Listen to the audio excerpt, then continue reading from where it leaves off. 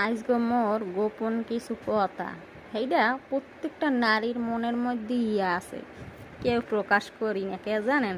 কারণ মগো কয় শখের তোলা আসিঠা মগো মন মোরা কত কিছু দিয়ে যে বাইন্দেরা চেষ্টা করি, একমাত্র আল্লাহ ছাড়া কেউ জানে না, জানেন?